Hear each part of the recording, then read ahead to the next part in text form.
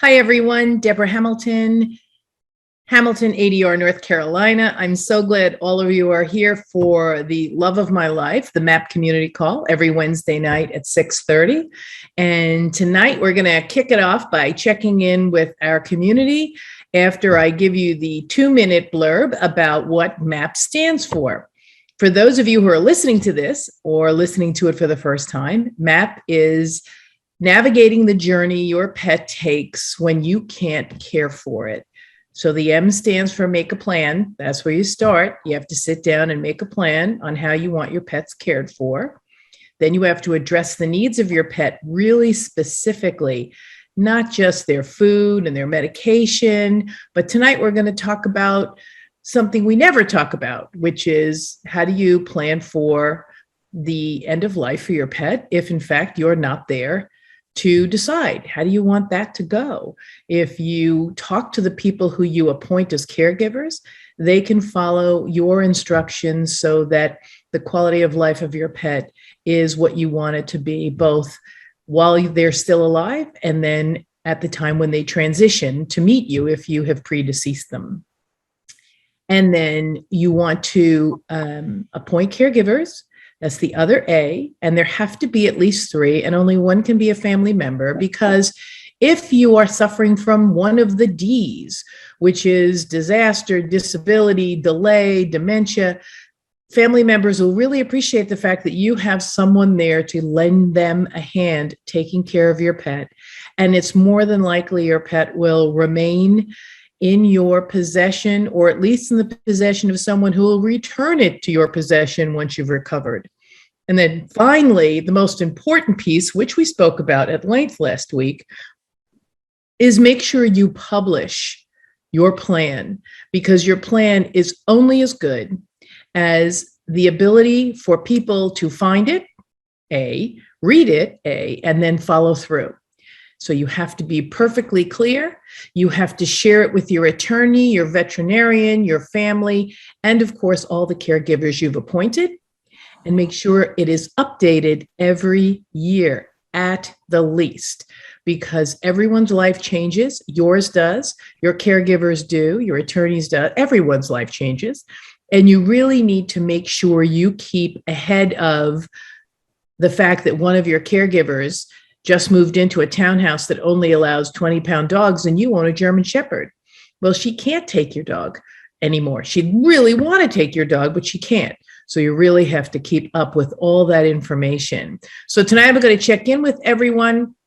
Sally, how are the girls? I know I got beautiful pictures of the girls after the spa, but I think they likely are still sleeping off the spa experience. Yes, the girls are actually, they've just gotten up because there's a barbecue outside, so they have rallied. But well, food always rallies those girls. Yeah, at 12 and 13 years old, it takes an awful lot to be dropped off at 8 a.m. and picked up at 2:30 in the afternoon. But the groomer did say she saw a flurry of pink blankets flying all over the crate. And she said she turned around and they were making a gigantic nest out of the blankets. So I think they were okay at the groomer. Yay, that's good. I'm so glad. And how are you doing? How are you surviving the heat? Today we got a little bit of a respite, but unfortunately it's starting to ramp up again, the humidity and thunderstorms tonight and hot tomorrow. So we're hanging in there, and fortunately we have AC. Yeah. I mean, it is so important for everyone to understand the needs of their pet and then transmit that need to anyone who's caring for your pet. Because if your dog doesn't do well in humidity, or if it used to do well in humidity and now that it's 12 and 13 doesn't do well in humidity, you really need to communicate that. And I know Sally's great at that. So I'm so glad the girls are inside the AC with you. They look beautiful. And I'm sort of jealous I don't get to see them while they're freshly bathed and groomed, but I will see them soon. Susan, how are you doing? And how is our dear girl, Maggie? You know, she's quite a little barker, as you know, and I've had my moments where I've been thinking she might be happier, like on a farm or the proverbial farm, right? Yeah, I mean, I feel like maybe her needs are not being met in our home. And maybe that's why she's so challenging for us. And I noticed on her pedigree, she's ICB diversity bred. And I'm not really all that familiar with what that means, but she's really a lot different. And I think than my previous two dogs. And so, you know, it's kind of been a struggle at times because every time I try to talk to Tom, have a conversation, she starts barking. The least little thing will seem to set her off. Yeah. And yeah, so I got her some treats at the grocery store today. So I gave her that. She seemed to calm her down a little bit. So we'll see. Well, you know, I think that maybe if you could, I would see if there, because I know your breeder has moved.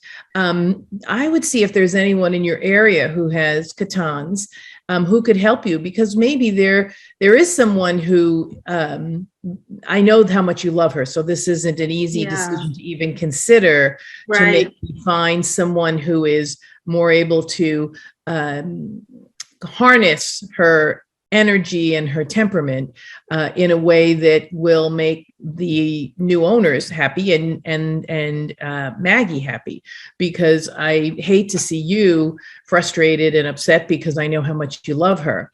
However, I always say, you know, sometimes the greatest showing of love is knowing when a dog needs to get more than you can give it.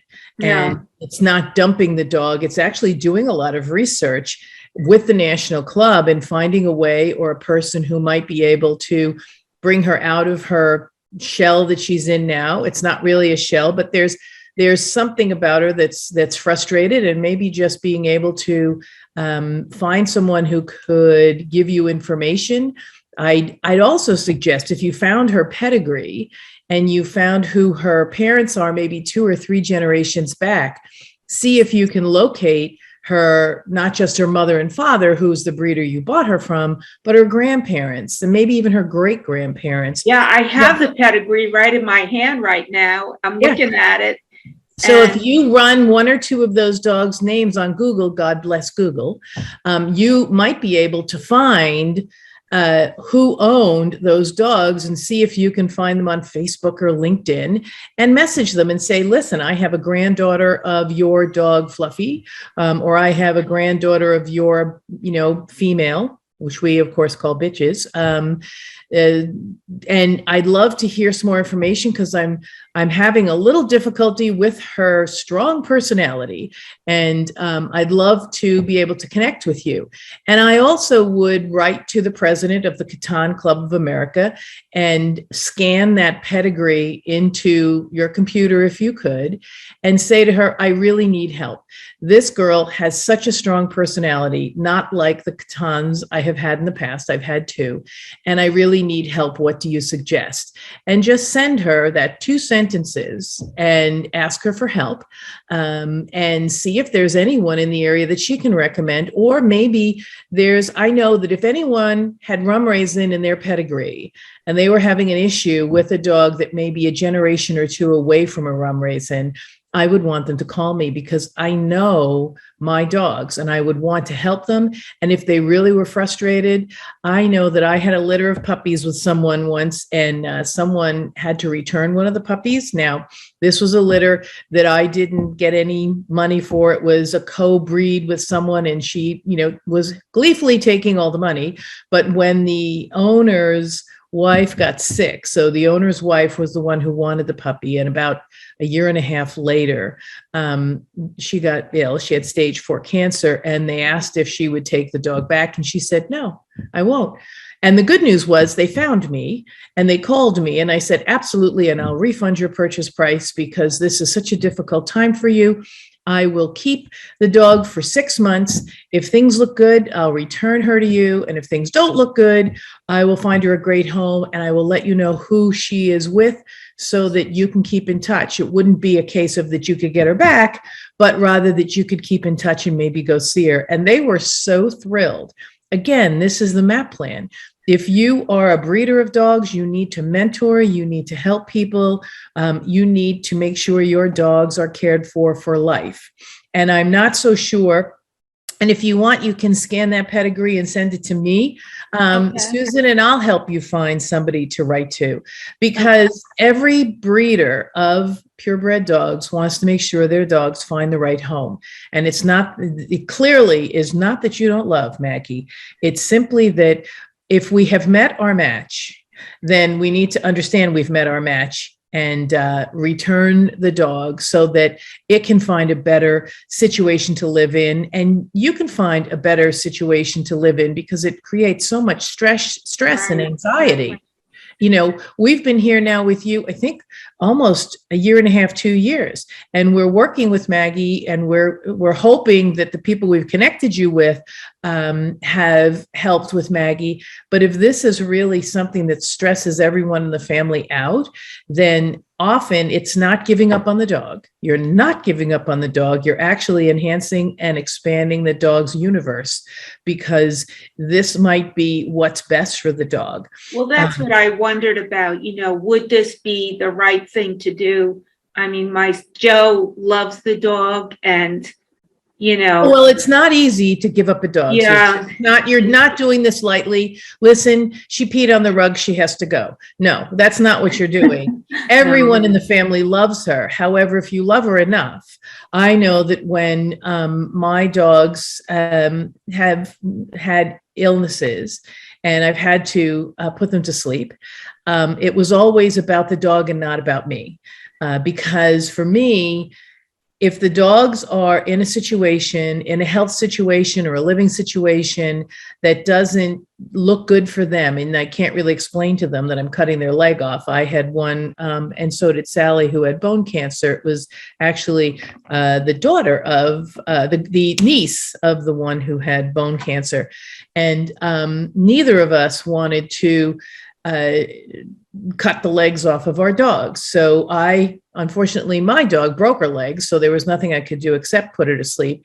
Sally, of course, because she is such a phenomenal home and owner, put yoga mats all over her house so that Dulcinea would never slip, so that she would never fall. I did that with my dog as well. He had hemangiosarcoma, but vet said his leg had to be amputated, and we had yoga. I think I bought like 10 yoga or 20 yoga mats and had them spread out all over the place. Yeah. Yep. It makes a big difference. So Dulcinea lived a beautiful life. We did some Radiation. I forget what they call it. What do they call it? It was radiation. Radiation. We did some radiation, but it was palliative. That's what I meant. We did palliative care to make her feel comfortable, to strengthen the compromised area of her bone so that she could live a full and wonderful life for as long as she could. And then when she gave Sally the eye, Sally said, okay, I've got the message. And we all were together and we all released her into the, universe. And the universe was a better place because Dulcinea joined it. Not necessarily a better place for Gordon, Sally, or I at the moment, but it was a better place for the universe that Dulcinea lived a full life, had all 4 of her legs, and was happy to the last, I think, 10 minutes. I mean, really. So when you have a pet, the MAP plan covers this as well. When you have a pet, if that pet is not, if you're not able to really live with it because of certain things that are occurring, or if it has a health issue that you may or may not want to go to extraordinary lengths to heal and not feel bad about, because my rule of thumb, others are different, but my rule of thumb is it's all about the dog, not about me. If I can't explain to the dog, which I have yet to be able to speak dog fluently enough to explain it, if I can't explain to the dog why I am doing what I'm doing, and the quality of life for a substantial length of time will be compromised, I don't know that I would ever do anything to do that for my pet to elongate its life, because yes, I can tell you I never wanted to live a day without Daisy. However, she left me at age 9. And so, yeah, I lived a lot of days without Daisy, but Daisy didn't live one day where she wasn't comfortable. The last 24 hours were fentanyl-induced comfort, which I was almost tempted to pull the fentanyl patch off after we had released her and put it on me because I needed it. However, she was very comfortable until the end. So, Susan, I think that, we might take this, offline if you want to write me and we'll chat about it. If you send me a copy of her pedigree, I'm more than happy to help you see what we can do. If not, place Maggie, maybe find someone who's had a mischievous Catan like yours, who has found a way to channel it into a conduct that all of you can still live with, which would be great. Yeah, it's pretty, just totally unexpected. But I have to, all the things you've said, I've thought about, and if she's going to live a more fulfilling life in another environment, that may be the thing. But by the same token, I feel like we're providing very good care for her. And I hate to perhaps put her in a situation that maybe she wouldn't receive the same level of care, quality of care. Well, the interesting thing is when we make our plans, right, and we tell people what we want to do for our pets, they hopefully will follow it to the letter. However, there are things that might shift that may make the dog's life better, may make the dog's life different, and often will never make the dog's life worse. Even if the dogs are crated at night because that's the way people want to do it. I mean, I know that I crated my dogs at night because I wanted to make sure, because I had so many, there was room for me in the bed, but I digress. But I wanted to make sure that if there was a fire in my house, I would only have to look for 2 dogs. All the others would immediately be released from the basement out into their run, which had 3 levels. So they'd go out all 3 levels and be 75 yards from the house. And then the firemen could put my house out. But for me, I only wanted to really have to look for 2 dogs to get down from my, bedroom down to the front door, the back door, whatever. But the other ones would be 10 steps away from being safe. So, was that a worse life for them? I don't know. They seem to like being able to go in and out at will. But, it's all a matter of feeling good about what next steps you need to take. So I'm so glad you're here. We will continue this. Just send me, I'm going to be away for about 5 days. But next week we can attack this again if you'd like, Susan. And attack might be the wrong word. Address is a better word. Well, I think I'll try to get this pedigree to you, and if we can maybe consult with her relatives and see. Absolutely. Yep. I'll be ready and able to help. Some way to address it that way, and if that doesn't work, then I can look at the next step. Which I hate to even think about that step, but I know. Yeah. Well, good. I'm so glad you shared that with us tonight. So let me check in with Jan. We had a fun time on her podcast. And how is Tonka doing and how are you doing? Oh, we're both well. Yeah.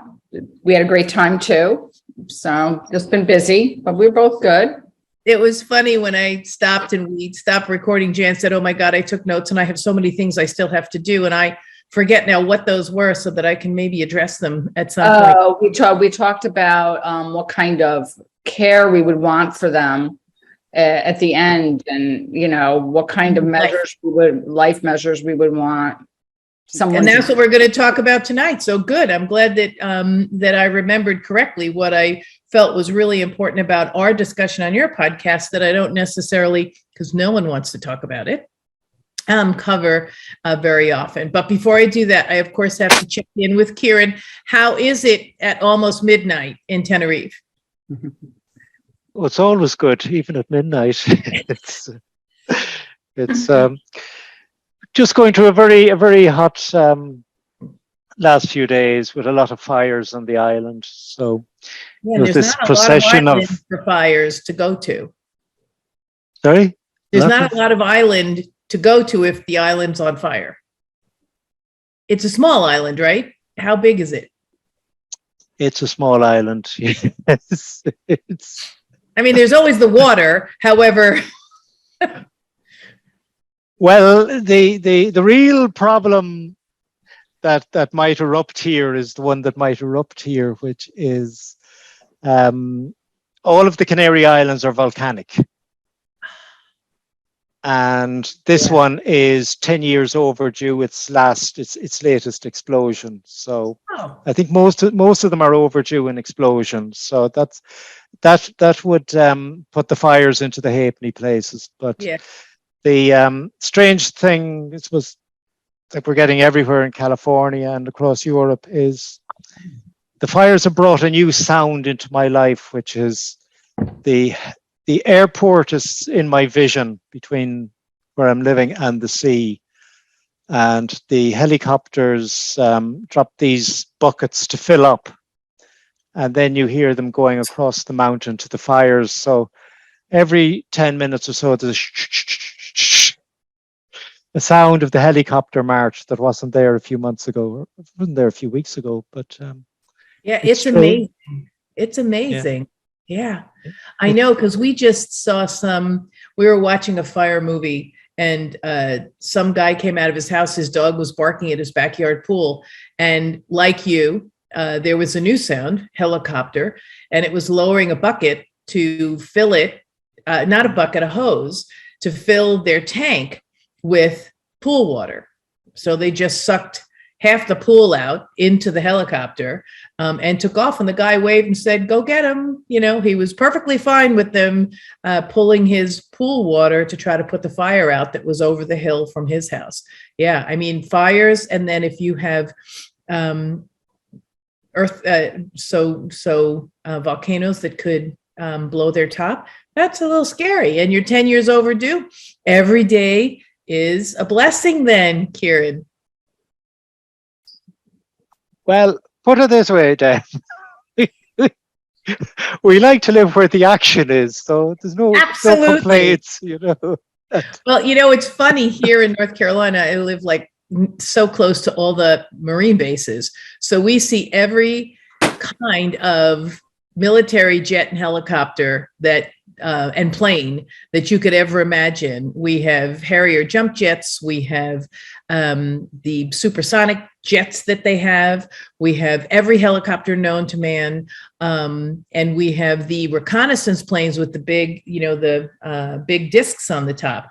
So when you're sitting out in the backyard, you can have a complete air show while you're sitting out in the backyard, an unknown benefit to buying my house near a military installation. So it's been interesting. It's been a new life for me.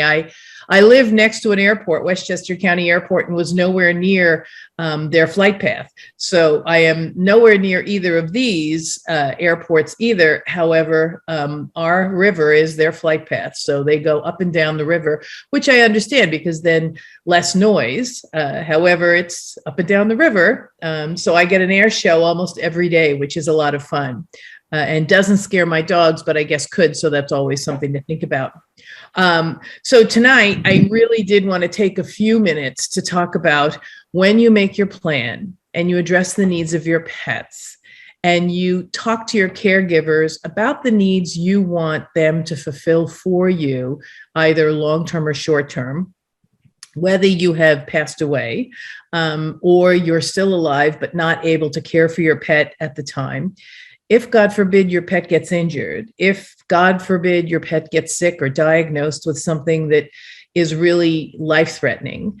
I mean, in Irish setters, we have bloat. In Irish setters, we have bone cancer. In Irish setters, we have hemangiosarcoma. In most dogs, there are certain things that could come up that you want to plan for if, in the event, your pet gets whatever it is they get. You want to plan for what your next step would be. So I said earlier tonight that I always think about what's best for my pet as opposed to what's best for me.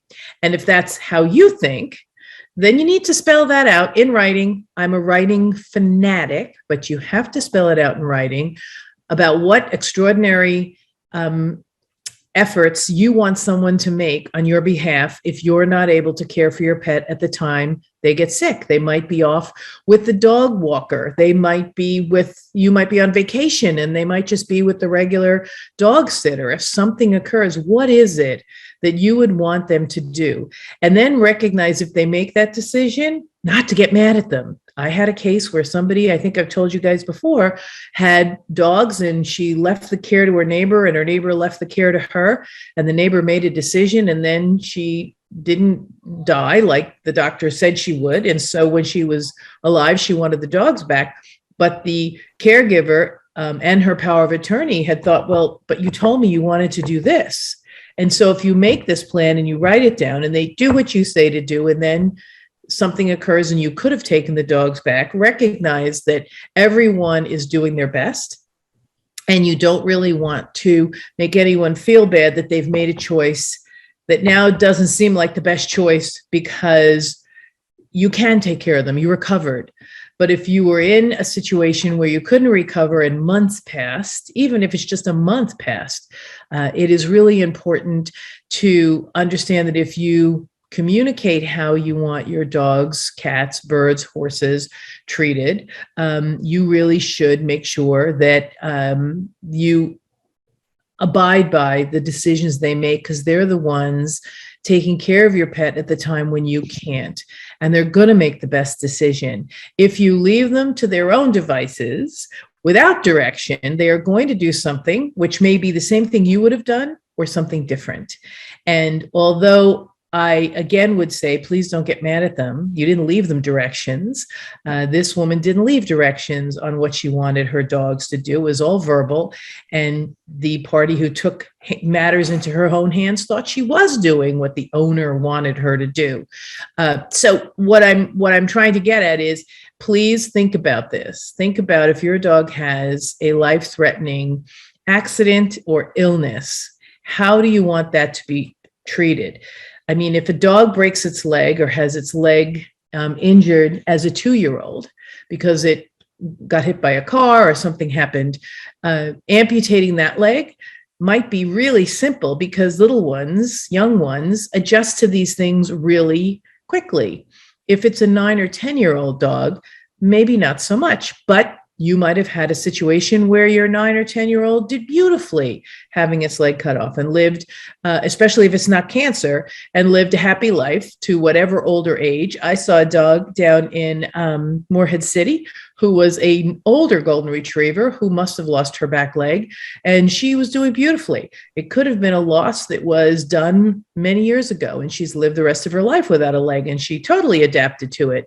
But I urge everyone who's making the MAAP plan, and we will talk about this at the next workshop I have, make sure you outline for your caregivers what it is you want to do if something happens to the dogs while you're away. Don't just tell them how to feed them and how to give them medication and how to groom them and anything like that. Make sure you tell them, if God forbid something happens, my dog bloats, my dog has hemangiosarcoma and something bursts, what do you want them to do?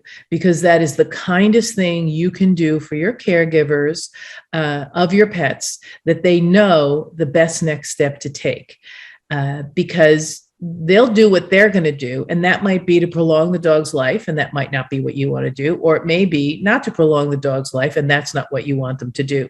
So make sure you write it down, and make sure you're clear, and make sure you have a conversation that they completely understand what it is you want. And that conversation needs to also be had with who? Your veterinarian and your attorney. Because not only do you want to let the caregivers know what it is you want to do, you want to let your attorney and the veterinarian know. Now, they have a copy of your MAAP plan, right? So there it is right in front of them, what to do in case of an emergency, because it's so important that they know They've worked with you. They know you. They've, especially your veterinarian, they're going to know better than anyone else. And maybe you're in an emergency vet situation now, so you might not be with your regular veterinarian. Make sure everyone has a copy of the plan so that you can bring it to the emergency vet so they can read the instructions you've given. I'm going to wrap up now because, of course, I run over all the time, but I want to check in with everyone to see their thoughts on what I talked about tonight, because it really is an emotional piece to talk about. It's not something that's easy and rolls off your tongue, because it's okay to tell them how to feed them and how to give them medication, how to bathe them, how to cut their nails, whether or not they're, afraid of thunder, whether or not they like white dogs, all sorts of things you can write down in the MAAP plan. But this is something you have to write down in the MAAP plan if you truly have an opinion and want to guide the person who's caring for your pet, because you can't short-term, long-term. So Jan, I'm going to start with you because, of course, you had time to think about this after our call.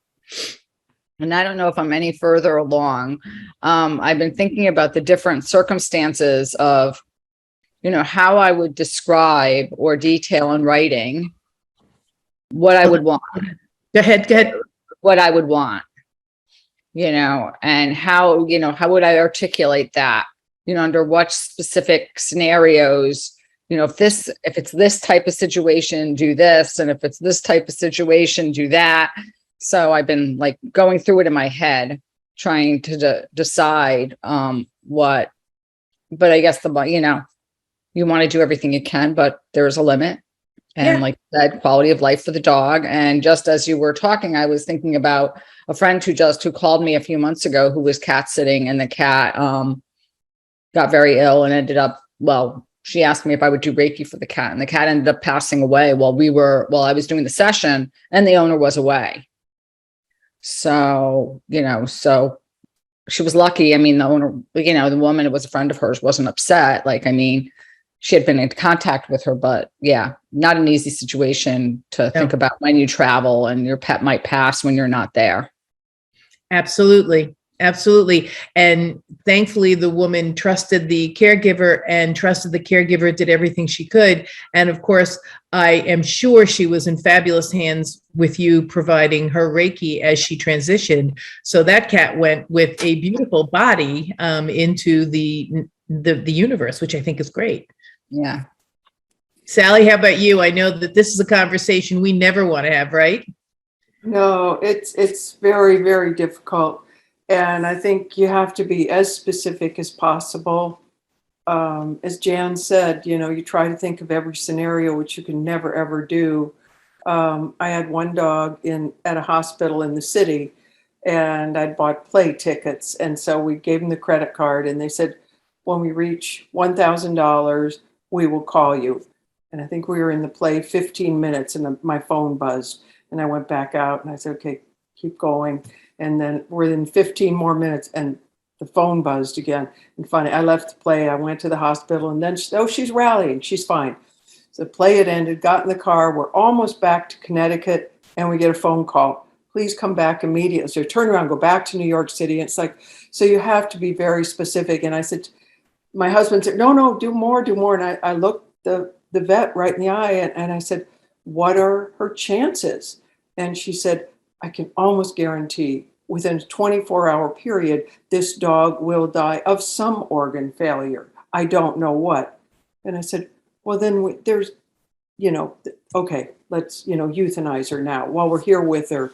And so it's very, very tough, and you never know what will happen. So you do the very, very best you can, and you try to think of every possible scenario, and you can't. Mm-hmm. And just do the very, very best you can. Yeah. You're muted.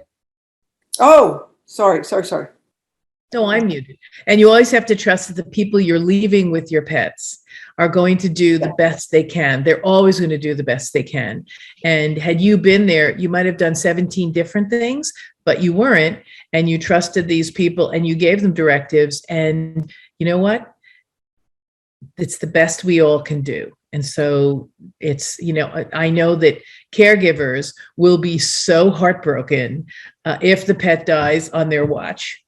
So I have to tell you that you need to brace yourself when you go, that if God forbid something happens while you're gone, they'll do everything they can. But if the pet is lost, it was meant to be, and the energy was there, and we need to, be okay with that.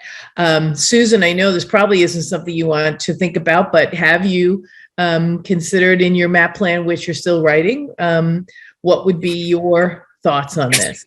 Yeah, I, had lost 2 dogs, and both times I probably would have done anything to keep them alive. I mean, my dog Lars, he had pancreatitis, then he developed kidney failure related to that pancreatitis, and we, the vet was saying she would have euthanized, but I said, is there anything we can do? And we were giving IV fluids every single night, and that went on for almost a year until the last night. And, I would have done anything in the world to keep him alive. And it was devastating to me, but it was also horrible to watch him deteriorate and realize.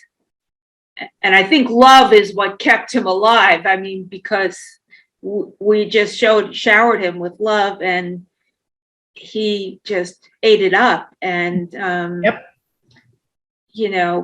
But it was really painful to watch him decline. And, I would have done anything to keep him alive. So I guess it does depend on the circumstance, the situation. If it's futile and the dog's in pain,